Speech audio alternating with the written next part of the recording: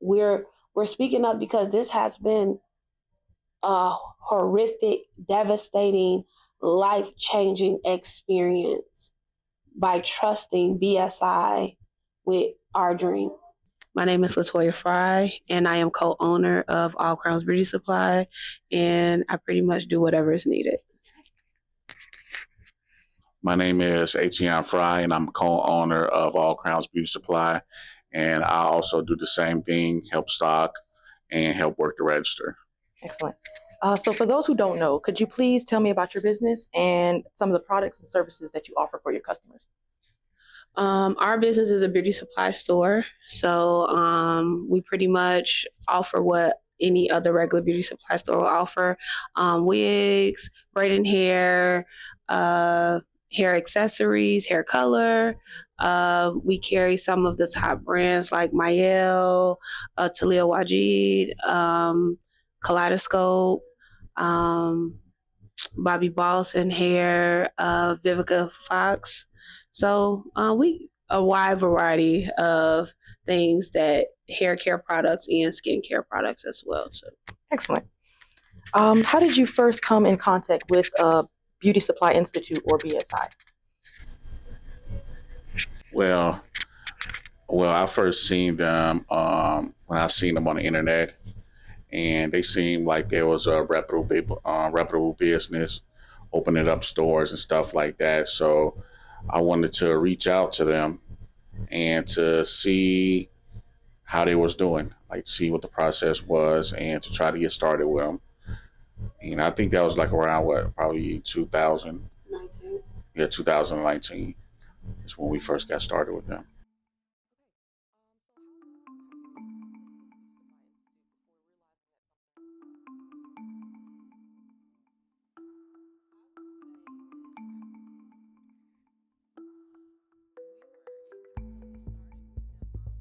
We found them in 2019. We started with them in like 2020, December of 2022. It was kind of like, what's the holdup?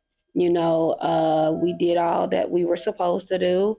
Our location is ready. We I think we probably had received maybe showcases, but we hadn't received any merchandise. And so it was kind of like, what's the holdup? We're kind of in this lease now. Hey, what's going on? And so from there, it kind of raised a red flag, but we were still hopeful. I would say maybe we wasn't as on edge thinking that something was wrong. What were some of the red flags or warning signs that made you suspect that you were being misled? I would say it was early on in the lease signing process when things was going slow. But one of the reasons why we was able to keep hope is because we also too had resources to wait it out. And by the time we was in it, we was in deep. You know, the lease was signed. We done gave up $80,000 already. So it's no turning back. Can't do nothing but keep hope that things are going to go through, you know. So throughout the process, red flag was when we not like a month in and no stuff is coming in. Like it's no reason why things shouldn't be coming in and moving how it's supposed to be. The red flag is, here it is, it's October. We're about to start paying on this lease. We don't have anything. Nothing. We have set up our store accordingly. We have sent you guys the measurements of the store so you can give us what we need as far as the slat walls and the gondolas and things like that. And we don't have anything. And also, too, them not giving us definites, not saying, hey, this is what's going to happen on this day. This is how it's going to happen in a few months. And we probably should have been alarmed when we never really met anyone physically, right? And when I say physically, I mean like face to face. It would always be, even before we got the location, the field team is coming out, but you guys won't know. How is it that you get to choose a location for me and I don't get to be a part of the process? You know what I'm saying? And also, too, when I think about it, is it because did you guys really come out? You know? Because to be honest, the location that we're in, they didn't find this location for us. You know, we found this location ourselves because it wasn't in quote unquote the area code that we gave them. Even when we would get certain orders, sometimes we wouldn't even get a tracking number. Like FedEx or somebody would just show up. So there were times I had to have like my sister and close people to me come and sit here for hours just so we wouldn't miss the shipment. Because if we missed the shipment, we didn't know if it would come back or not, or if what would happen. So even like just thinking that's a red flag. Like, how come you can't give me a tracking number right off top? How come you can't give me certain definites right off top? Though it's like, okay, but even what gave us hope was there were multiple videos on YouTube that people were doing quote unquote testimonials about them helping them open the store. And so again, we just remain hopeful. And I think too, that's probably why a lot of the red flags just kind of went over our head. It's constantly indefinite answers. Constantly, you guys are up next. And they'll blame you, have excuses about what Corona Yeah. and supply chain. It was always excuses and stuff for delays, delaying the process. When now that we are into the beauty supply business right now and basically then did it ourselves, we know it don't take that long. It shouldn't take that long. The day we signed our lease and to getting everything, our store should be up in 2 months if everything is done right. If not a month, depending on how quick you want to roll. You know, but there's no reason why things should have been held up or our stuff should have been ordered considering we gave them the money already. So how has BSI or the Business Supply Institute impacted your business financially? The Beauty Supply Institute has impacted our business really bad financially. And the reason why I say that is because it takes money to make money. It takes money to make money. Our lease in 2020, July of 2022, we didn't open our doors until November of 2023. Not because of them, but because of us. And when I say not because of them, because of us, meaning that we opened our doors because of us, not because of them. If we were still waiting on them, our doors would be shut still. Financially, it has drug us in the ground to the point where, I mean, he can speak for himself, but my husband's overworking himself because he's carrying our family to the point where now I'm reconsidering going back in the work field. So it's like, it's a battle, even down to having to tell our son who's headed off to college, like, there are certain things you're going to have to hold on to, that you're going to have to do yourself. You know, that hurts as a parent, you know, to have to tell your child, hey, you got to do this yourself, even though it makes him more responsible. But there are certain things we want to do for him that we feel like we can't just jump forth like we used to and do. So it's really took a toll on our business because there's times where we can't restock because we got to make sure we make our overhead. With BSI is I think that we were really set up to fail from the beginning because when by you opening up stores and stuff like that, all the stores that they claim they open up, then they will know for a store to be successful, your store has to be fully stocked. Your whole space, regardless of how small it is, has to be stocked from wall to wall to be prosperous and successful. So what they will do is, if you look at the videos, they will just get people doors open. So people will have very little product in a store and just put them out there to say they open. So even though BSI gave us some stuff, it was still wasn't enough. So we had to go back down and buy some more supplies out of our own money to get our store to a certain type of place where we could open it up. Well, I would not say they didn't give us anything. Let's start there. They didn't give us anything. We gave our money. So the money that we gave them, to rephrase what he said, to make it very clear, they didn't give us nothing. Everything that we got came out of our pocket and came out of our money that we gave to them. And so even down to it, we can break this $80,000 down. 30,000 of that was supposed to be for them helping us. That was supposed to be for the full incubation program, where we got classes, which now I think about it, that should have been a red flag, because these classes were pre-recorded old videos. They say that we received our weaving and hair and all of that. We didn't get no weave, meaning tracks or extensions. We didn't get none of that from them. We didn't get no crochet hair from them with the money that we gave.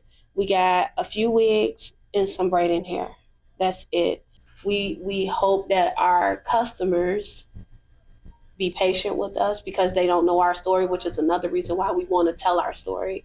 Because people come in and they are looking and they're like, they're used to a beauty supply store overflowing and so many, like a kid in a candy store. It's so many flavors. I don't know what to choose, But when they walk in here, it's kind of like, y'all just open? Oh, they don't, and some people don't say it to our face, but we can hear them as they're walking. That's heartbreaking too. Oh, they don't have much of nothing. And unfortunately, sometimes humans are creatures of habit. So if I go somewhere that I don't feel like I can get everything, then I don't want to come back, especially if I come back like twice or 3 times and I ask you and you like, oh, I don't got it or whatever. That's a financial strain, because what does that mean? Now our foot traffic is slowing down because they go back into their old habits. Well, I'm going to go where I know I can get what I need. And so, again, sometimes that's hard, because I'm looking at the shelf or I'm looking at a product that is popular, leave the shelf, and I can't restock that right away, because I need to make sure that these lights stay on. Has this experience affected you both personally as business owners? Affected us personally. It's put a lot of stress on us, on our daily lives, stress on our relationship, of course, stress financially, thinking about, are we going to lose everything? It's a real mental stress, because at this moment, we are like barely month to month whether this business is going to be open. Stress is a silent killer. So I pray all the time, like, Lord, try to reduce the stress. Please, because I don't want to die from stress. I don't want my husband to die from stress.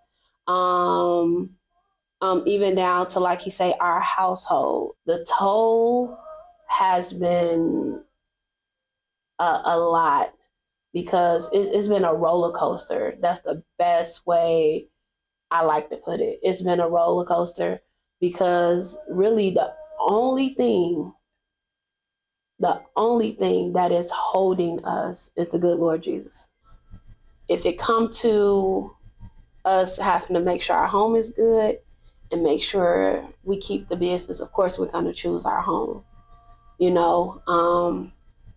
but it's a toll financially. mentally, physically. Did you contact the authorities or any consumer protection agencies? And if so, what were their responses? I did contact the attorney general, um, but they said that they were going to that they sent a letter to BSI to see their response, and then they sent me like a retrieval of, I want to say, I didn't read the letter in full, so I don't want to lie per se, but I think from a glance it stated like maybe to reach out to like the FBI or something like that.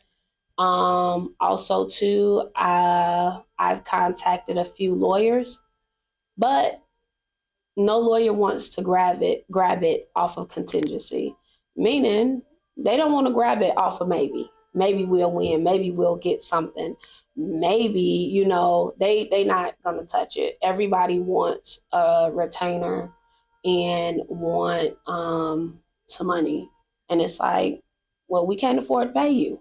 I can't afford to give you a retainer. I have connected with some other victims, um and spoke to them that has gone through or told their story. There are stories out there on certain news channels and the Shade Room. So I've spoke to some of them, but it seemed like we're all facing the same battle. And even on some of the comments, there's more people out there that's like, I'm a victim, I'm a victim, I'm a victim. And so the prayer is hopefully a class action or something can happen. Um, is there any advice that you would give to other small business owners to avoid falling victim to similar experiences? What I would say is some people would say do your research, which is true. But one thing about it is it's hard to avoid being victims of any type of person who's going to mistreat you financially. Because when you go with those people, you go with the factor of hope and trying to better yourself.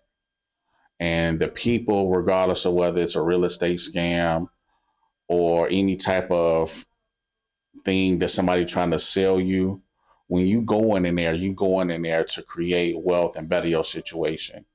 And they always present themselves as a person who can help you and who wants to help you and who can relate to your situation, who can relate to your background and who understand. So it's hard not to fall victim. Only how you won't really fall victim is if you don't have no hope and you're not trying to better yourself. If you're just trying to stay where you are and try not to do nothing or learn nothing, then you won't be a victim. But if you have some money and you trying to get a course, you're trying to learn a skill or something to better yourself, you always go fall victim because there's going to be people there who's going to try to relate to your circumstances and play you and end up taking your money. Just be vigilant and try your best not to fall victim or try not to overextend yourself. But it's kind of hard when you dealing with hope, when you want to try to do better. You work hard and you give all your money to it, hoping that things are going to turn out based off of your drive, your ambition, and also to the person who's saying they can't help you. Just trust me, I've done it before, and lead you with a false sense of confidence. I would say, just like you said, many people say, oh, well, did y'all do y'all research? Did y'all, you could have did this yourself or whatever, but you pay to go to school. And when you pay to go to school, you paying them to teach you what you don't know. You paying them, even if you know some of the skill, you're paying them to heighten the skill that you have. So it's no difference. We did our research. Yeah. Okay. If you could send a message to BSI, what would you like to say to them? Stop.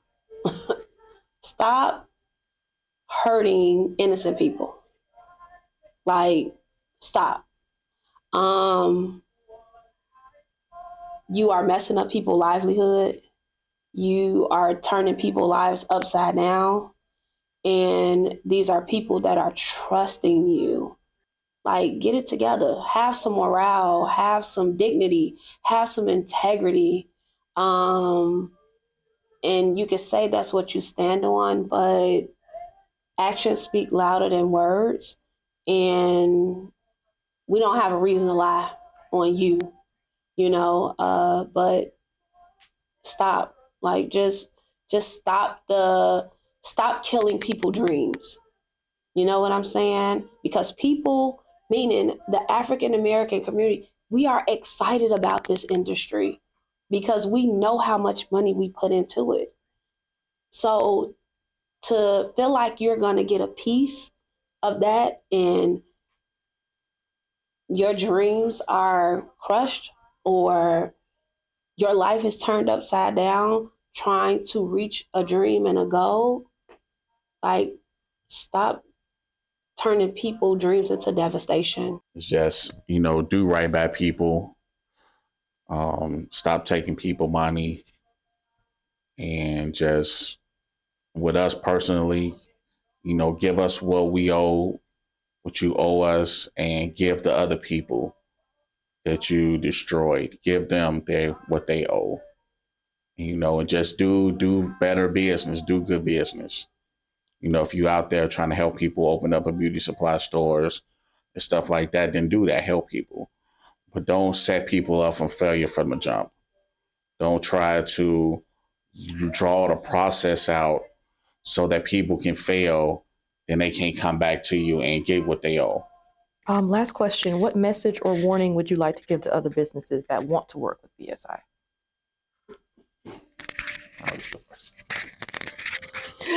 Oh, Lord. Run. Oh, goodness. That's what I got to say. Run. Because here's the thing. The sad part is when you're going through it, you think you're the only person, right? Until now, all of these stories are coming up.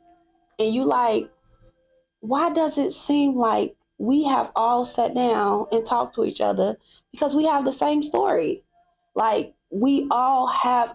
I've looked at some of these news reports and things like that, and I'm listening to these people's story, and I'm like, you sound like me.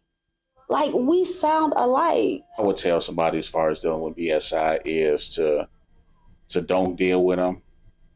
Like she said, run.